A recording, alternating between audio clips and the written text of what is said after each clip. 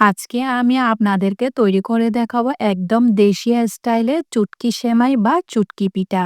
আসসালামু আলাইকুম everyone, welcome to Mehnu's mom's kitchen. এই চুটকি সেমাই বা চুটকি পিঠাগুলাকে আজকে আমি চুটকি পোলাও রান্না করে দেখিয়ে দিব। পোলাওটি খেতে হয় একদম অসাধারণ।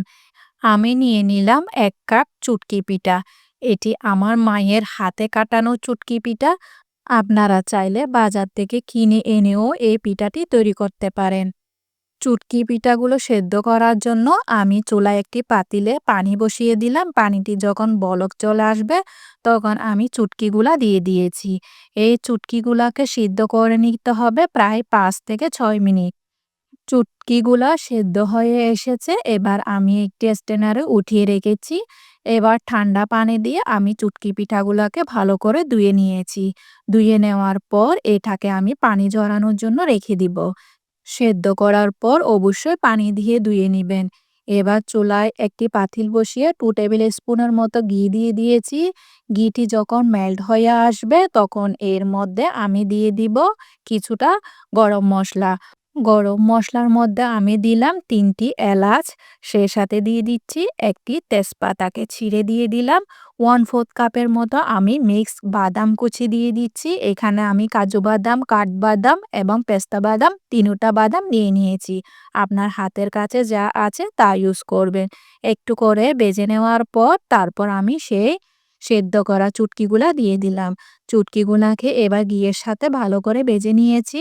হালকা ঘিয়ের মধ্যে ভেজে নেওয়ার পর এখানে আমি দিয়ে দিলাম 1/2 কাপের মতো নারকেল কুড়া। নারকেলকে আমি গ্রেটারের সাহায্যে গ্রেট করে দিয়ে দিয়েছি। এবার মিশিয়ে নেওয়ার পর তারপরে এখানে দিয়ে দিলাম আমি 1/2 কাপের মতো চিনি। চিনিটি আপনারা কম বা বেশিও ইউজ করতে পারেন। 1/4 টিস্পুন দিয়ে দিয়েছি লবণ। মিষ্টি খাবারে লবণ না হলে মিষ্টিটা ব্যালেন্স হয় না। তাই লবণটা অবশ্যই দেওয়ার চেষ্টা করবেন।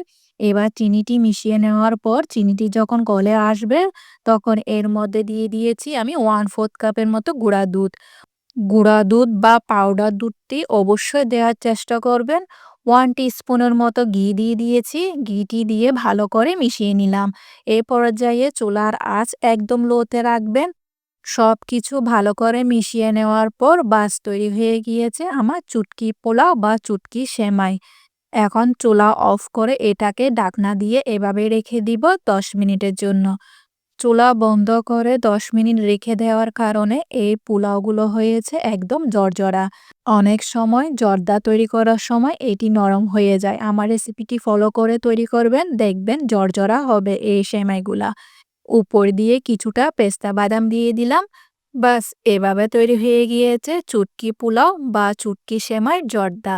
বাড়িতে মেহমান আসলে ৫ মিনিটে মেহমান বসিয়ে তৈরি করে দিতে পারেন চুটকি পোলাও রেসিপি। আশা করছি আজকের রেসিপি সহজ এবং ভালো লেগেছে। আজকে তাহলে এই পর্যন্ত। দেখা হচ্ছে নতুন আরেকটি রেসিপি নিয়ে। সে পর্যন্ত ভালো থাকবেন, সুস্থ থাকবেন, আমার জন্য দোয়া করবেন।